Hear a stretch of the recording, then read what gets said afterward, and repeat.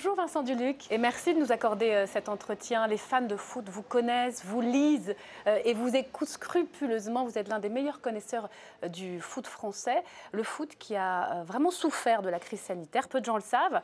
On entend souvent on ne va pas pleurer, les clubs de Ligue 1. On va voir que c'est un peu plus compliqué que ça.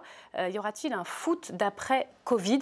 C'est la grande question. Mais ma première question, c'est de vous demander comment vous allez, parce que le virus vous a frappé durement. Déjà, ça va mieux, merci beaucoup. C'était une période un peu difficile. J'ai passé 28 jours à l'hôpital, 3 semaines en réanimation.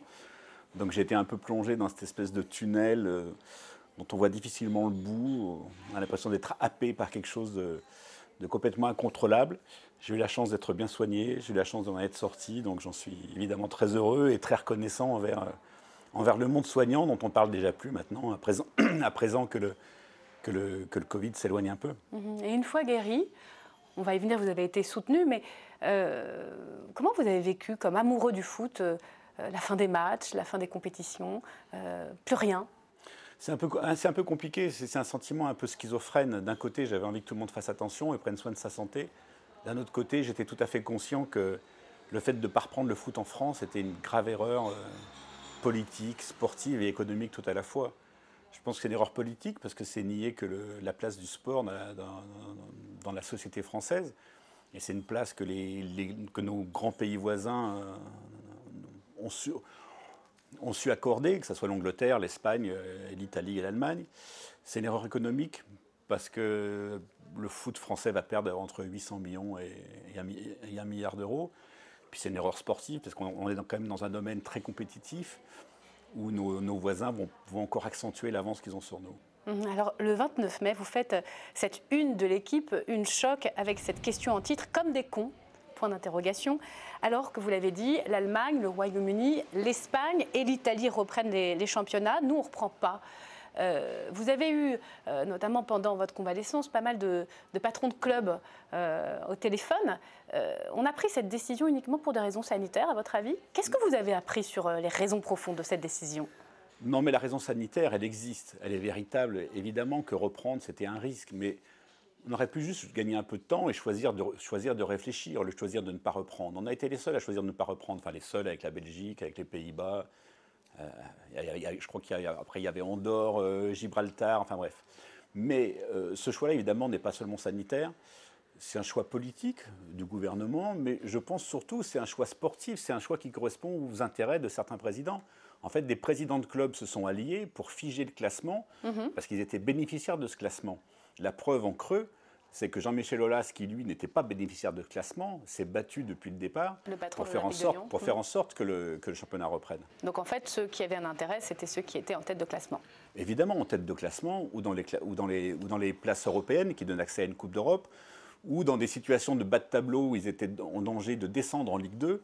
Et le fait que le classement soit figé leur permettait de se sauver. Donc oui, effectivement, il y a eu une agrégation d'intérêts particuliers qu'on a un peu habillé ou maquillé sous des prétextes d'intérêt général. Donc pour vous, c'est une connerie, clairement? Pour moi, oui. Pour moi, c'est une grosse bêtise. Et je regrette beaucoup que ce débat-là ait été complètement happé par la personnalisation justement du débat autour de Jean-Michel Aulas, alors que c'était un débat d'ordre général. Jean-Michel Aulas, qui lui était contre cette décision et qui a milité sans succès jusqu'au bout pour que, après la suspension, on reprenne comme nos voisins européens. Et vous avez cette phrase dans l'édito de cette même une: cette exception en Europe souligne la place du sport dans ce pays, son manque de reconnaissance en tant que culture. On n'a pas la culture du sport dans notre pays? Non, je pense qu'on a confondu depuis 1998 la culture de la victoire et la culture du sport. C'est-à-dire que ce qui nous intéresse, c'est de descendre dans la rue et de fêter les victoires françaises. Mais le sport, c'est autre chose, c'est la victoire, c'est la défaite. D'ailleurs, l'écrivain anglais Nick Hornby a toujours dit que l'essence de la vie de supporter, c'était la déception. Donc le sport, c'est au-delà de ça. Et c'est quelque chose en France qui est trop récent pour être vraiment implanté. On voit bien qu'aujourd'hui, le sport devient un peu plus une culture. Mais il est nié quand même en tant qu'importance par son ministre lui-même. C'est-à-dire que Roxana Maracineanu, l'ancienne championne du monde de la natation qui est secrétaire d'État au sport, a elle-même dit que le sport n'était pas prioritaire. Puis ensuite, elle a dit, mais en Allemagne, vous vous rendez compte qu'ils reprennent le championnat pour des raisons économiques. Mais pour quelle autre raison le déconfinement a-t-il été décidé? C'est bien pour sauver l'économie. Et ce qu'on accorde à la vraie vie, on ne l'accorde pas au sport. Et c'est ça qui me déçoit, et c'est ça qui me navre. On a entendu des arguments sur le huis clos, comme étant la dénaturation de l'âme même du foot. Vous n'êtes pas d'accord? Mais c'est assez particulier parce que ceux qui reprochent au foot de jouer à huis clos en disant effectivement c'est un spectacle dénaturé, c'est ceux aussi qui reprochent au foot d'être devenu un spectacle. Donc en fait, le foot à huis clos, au contraire, c'est plutôt le foot originel, c'est plutôt le foot de la cour de récréation, c'est le foot dans le pré, derrière la maison, où on se retrouve juste les joueurs contre les joueurs. Alors évidemment, c'est un peu habillé d'artifice avec le bruit des supporters qui ont été préenregistrés et qui sont actionnés par des espèces de DJ de chaque club qui mettent les sifflets, les applaudissements, les regrets, et un peu tout ça. Mais ça reste un spectacle et moi je trouve que c'est mieux que rien. Voilà. C'est déjà mieux que rien. Alors la conséquence principale de cet arrêt prolongé des championnats de la Ligue 1, c'est que le robinet des droits télé s'est tari.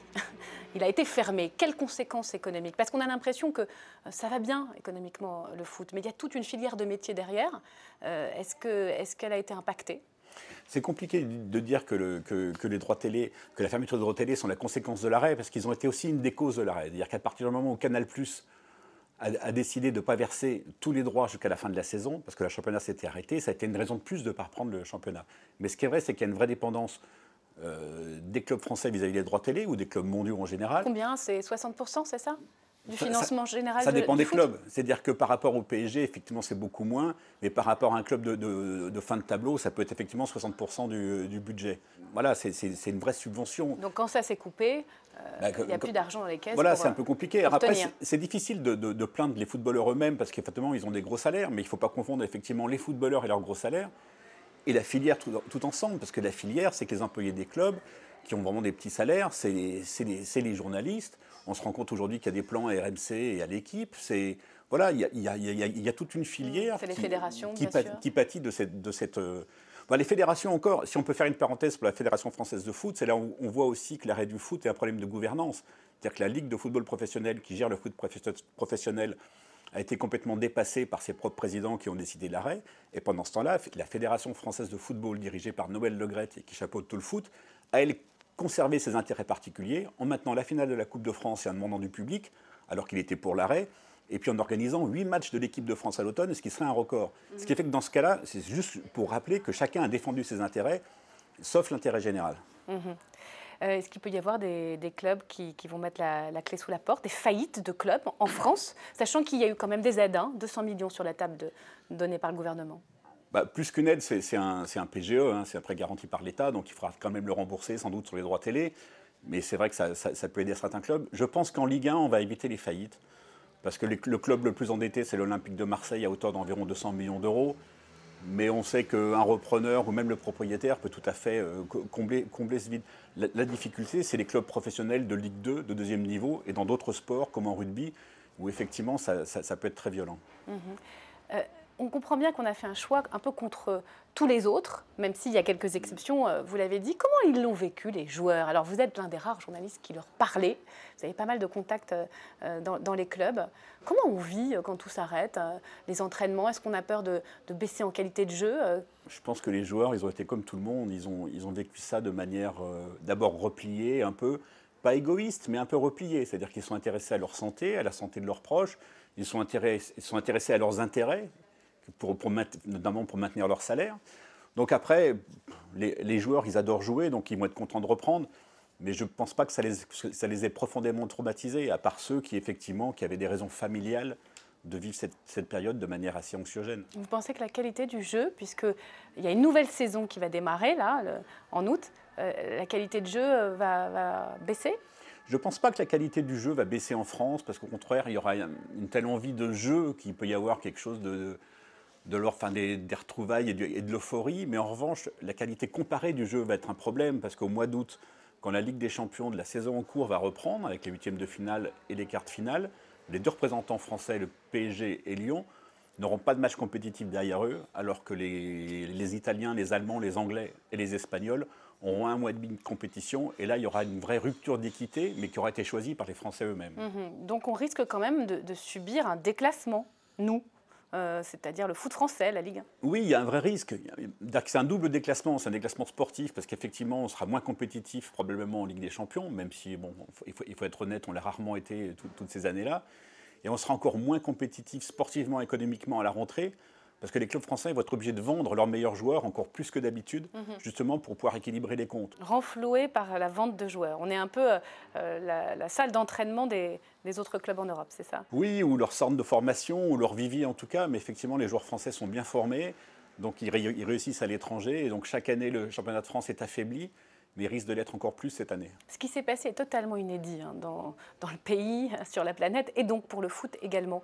Le foot d'après, ça existe, ça doit exister, ça vous fait sourire? Oui, parce que j'ai peur qu'on soit déjà dans le foot d'après depuis quelque temps, et qu'on soit déjà allé au maximum de ce qu'on peut tolérer en termes de commercialisation du foot, en termes de marchandisation. Il faut changer ça, il faudrait revoir le changera modèle pas. économique, Moi, ce que j'aimerais, les salaires des joueurs. J'aimerais qu'on revoie au moins le système des transferts, qu'au moins le système des transferts soit un peu plus vertueux. Aujourd'hui, c'est juste un prétexte pour faire circuler beaucoup d'argent et que beaucoup d'intermédiaires captent une grande partie de ces argents. On voit qu'aujourd'hui, il y a beaucoup d'argent dans le foot qui va dans des poches où il ne devrait pas atterrir. Et c'est les poches parfois des agents qui ont fait leur travail pour placer un joueur, mais aussi c'est aussi les poches parfois des dirigeants, voire même des entraîneurs qui sont intéressés au départ de certains joueurs. Donc là, il faudrait vraiment rendre les transferts un peu plus vertueux. Mais est-ce que c'est possible, ça, plus de sobriété financière dans le foot, sachant que s'il y a bien un sport mondialisé, c'est celui-là? Mais j'y crois pas, parce que pour que ça soit possible, il faudrait que la FIFA, qui est la Fédération internationale du foot, qui est son gouvernement supranational, s'en empare, et je ne pense pas qu'elle le fera. Et la moralisation pourrait venir que pays par pays, mais on voit ce que cette période nous a appris ou nous a confirmé, c'est que chacun défendait ses intérêts et que personne n'avait de vision globale. Donc il n'y a pas de raison que dans le monde d'après, tout d'un coup, quelqu'un dise « tant pis pour mes intérêts, vive l'intérêt général ». Ça n'arrivera pas. Il paraît même que certains joueurs ont touché le chômage partiel. C'est vrai ça, l'État a payé les joueurs français? Bien sûr, mais c'est arrivé dans la plupart des sports professionnels. C'était on va dire un mécanisme de sauvetage pour des sports, pour le basket, pour le... Il faut expliquer que c'est plafonné à 5 000 euros, voilà, donc il fallait rallonger pas mal. Mais pour les joueurs de Ligue 1, effectivement, ça n'a pas de sens. Ça n'a pas de sens. Alors je sais que certains l'ont fait, mais ce n'est pas la majorité, parce que ce n'est pas du tout l'esprit du chômage partiel. Ça a pu choquer, effectivement. Donc vous pourriez nous dessiner, c'est ma dernière question, le foot de demain que vous aimeriez? Le problème, c'est que là, aujourd'hui, après une si longue privation, et même si je suis passé par des moments qui m'ont fait voir les choses autrement, le monde de demain, j'ai assez envie qu'il ressemble au monde d'avant, en fait. J'ai vraiment envie de retourner au stade, de retourner à Londres, d'aller voir, de pouvoir rentrer au match, de me mêler aux gens, de boire une bière avant un match dans un pub, et puis d'aller manger un morceau derrière avec des copains ou avec des confrères, et de retrouver cette vie-là. Est-ce qu'il faut que cette vie soit plus vertueuse? Sûrement, mais si on peut recommencer à la partager, déjà, ça serait beau. Merci. Merci à vous. Merci beaucoup, Vincent Dulic, j'ai tout compris.